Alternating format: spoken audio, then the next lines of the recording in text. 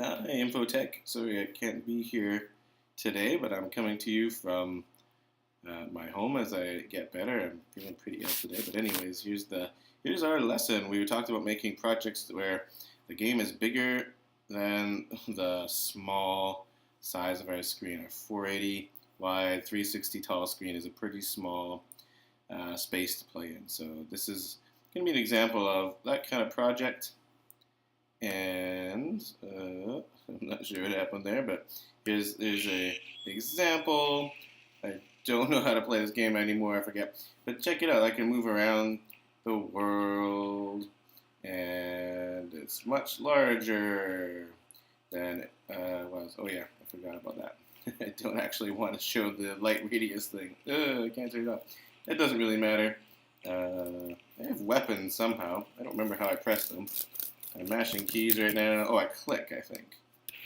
Yeah, there we go. I have different spells or whatever, weapons and things. Kind of goofy, but it still serves the purpose of showing.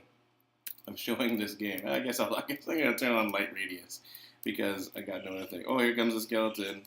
Oh, I forget how I heard it. Can I zap it? I don't remember.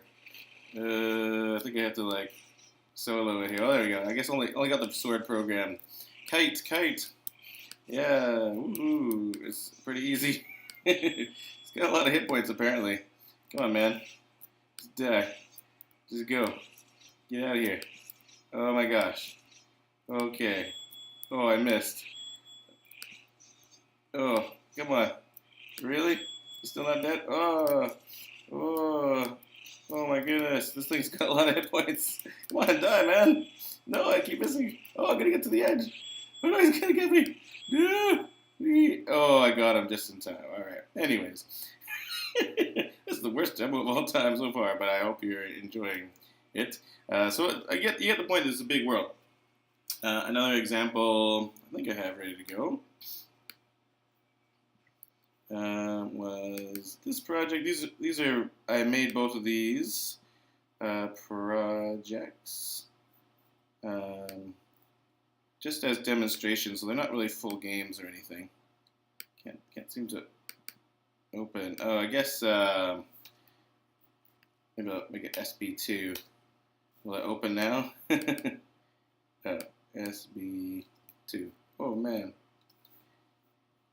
Use SB2. There we go. Let's see, does it open? I wonder if it'll actually work. If not, we'll just go straight in. Come on, open up.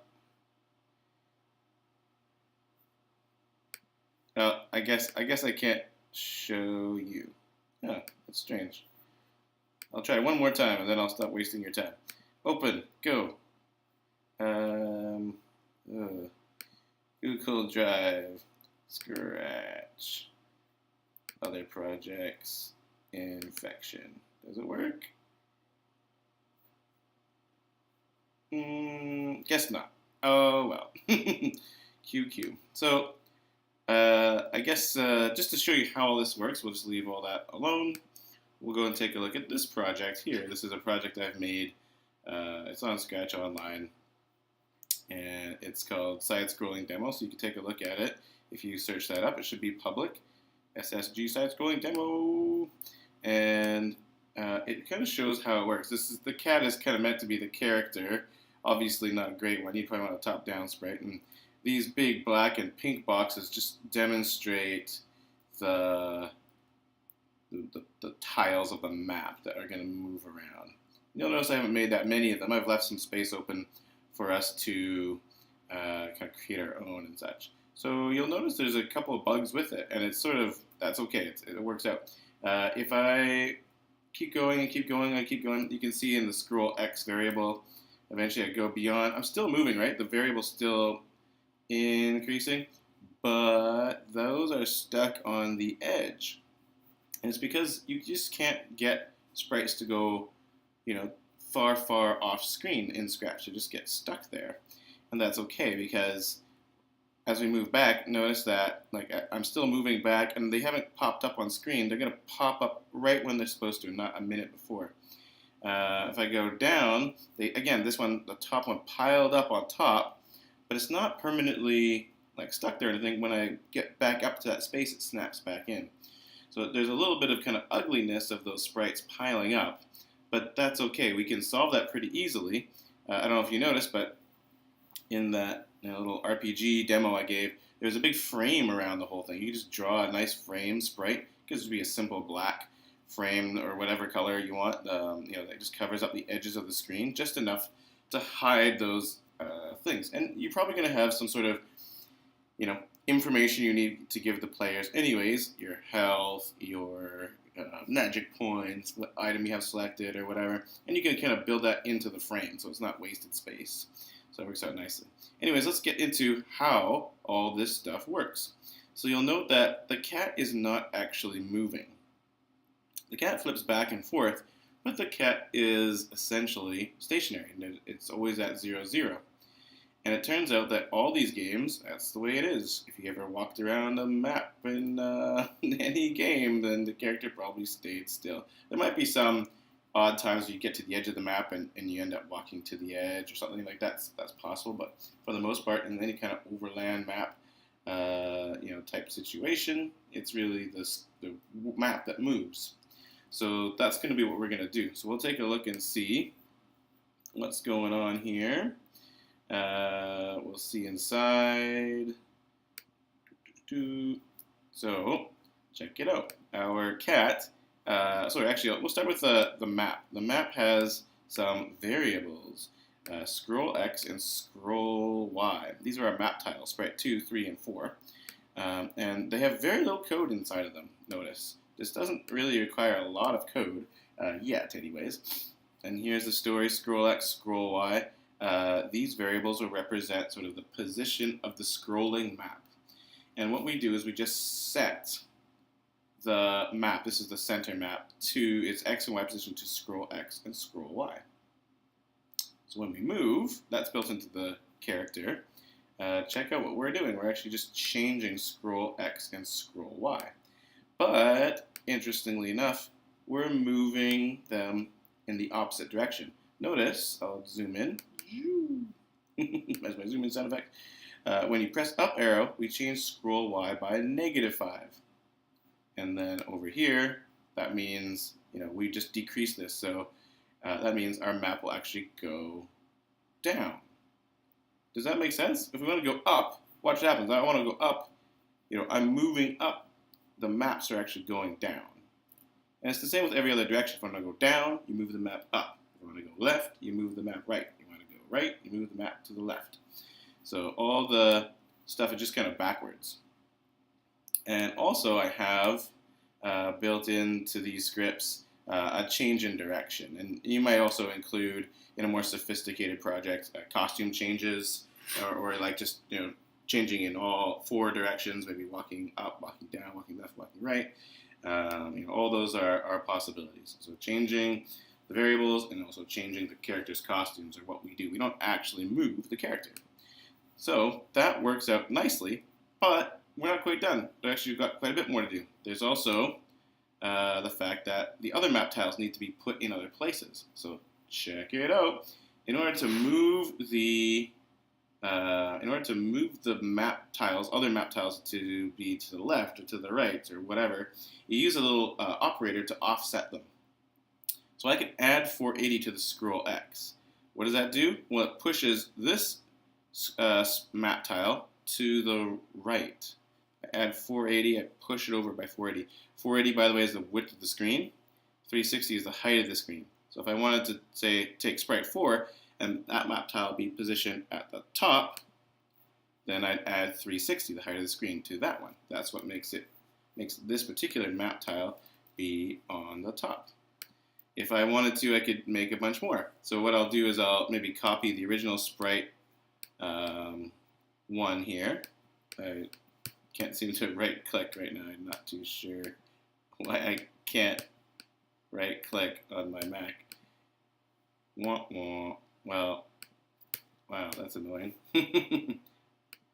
Here, I guess I'll just make a new sprite, and I'll do it the hard way. We'll borrow that, and we'll borrow the scripts, and walk. There we go. Okay, here's sprite 5. Let's say we want to put this one above and to the right. Sorry, to the left of our original one. So how would we do that? So if I want to go above, I add 360, right? If I want to go to the left, I'd have to subtract 480. So let's see if that works. I could just do minus 480. Green flag. Let's see. Does it work? So sprite 5. Let's see if there's actually one over to the top and to the right. To the left. I apparently don't know directions today. Hey, look, there it is. Oh no, my cat has gone underneath of it. That kind of spoils the illusion, doesn't it? Easy solution. Just make it go to front. There we go. To go to front is not a sound. It is, in fact, a look. Okay. So now up we go and to the right. And it's working. And of course, we probably want a map tile here, and we want a map tile below. So you just make more sprites for all those things. We can even go further. What if I wanted to make a map tile that goes, all the way over to the next one over here? What if I wanted to that space? So let's do that just to demonstrate. I guess I'll make another sprite. I'll steal this costume just to illustrate. It'll be easier to see. Steal the costume. There we go. So this one, I'll steal the script as well. Top. So I want to not only go up 360, but I want to go over 480 twice. So that's 960. Is that right? Probably. Yeah, sure. Let's find out. So now, if I go up and I go over to the left, I should see one pink one and that one black one. See how that works? You can sort of create your map that way. So not really, we're not really done here. You might be wondering, well, what the heck, what does my map look like? Well, that's something for you to design. You could just get an overland map picture from the internet and then break it up into 480 wide by 360 chunks. I can't show you that right now because I don't have Photoshop on this computer, but you can use Photoshop to do that. A good example of that would be that game I showed you at the beginning of the year that I had a student make. I believe I have it in my favorites. Let's find out.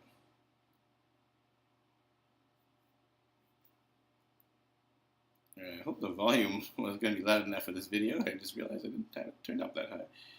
Oh well. Let's see. Design Studio recently shared project. Following.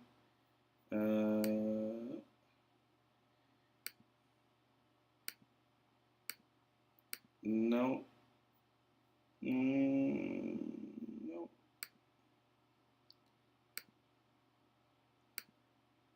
It's going to take too long to find. Let's go with, what is it called? Gosh, I wish I could remember. That's unfortunate. Usually it's like, right here in the ones that I've watched. I know the user is Hullabaloo, I think. Or Hullabaloo? No. Gosh. Well, this is a fail, if I ever saw one. I guess we're going to have to go with just the local project of taking a look at the one that I did for this Diablo game. The map is basically, I just drew it in Photoshop. And check it out, the map tiles look like this. Here's the costumes. Yeah, I just kind of cut them up. Each one is sort of a different costume. And, you just kind of go through all of them. And I just have their code sort of built to space them out into the right places. You can look through all the different costumes if you wish. The scripts, basically the same kind of stuff. I guess I'm setting in 2 scripts there, but I could just use GoTo, it'll be fine. Yeah, and that's the story. In this particular example, I didn't like how I did it. but you can see that there's a blue outline that kind of surrounds the walls, and that blue outline is how I detect collisions, so I don't go through walls. It's actually not the best way to do it. The better way to do it is actually to make 2 sprites for every map tile. One is what it looks like, and then the other one is just the walls, or whatever it is you don't want to go through, cut out. So for example, if I wanted to make a second sprite, it would have the same code in terms of, its offset and all that kind of stuff, where it goes, but it would have a second, it would have a different costume where you'd erase all the places where it's okay for the person to walk. And then you would, overlay it on top of your sprite where you see what the map looks like, and then ghost it away. And it will be invisible, and you'll wonder, why'd you do all that work? Well, because you can detect collisions with the invisible sprite. So that's called clipping sprites.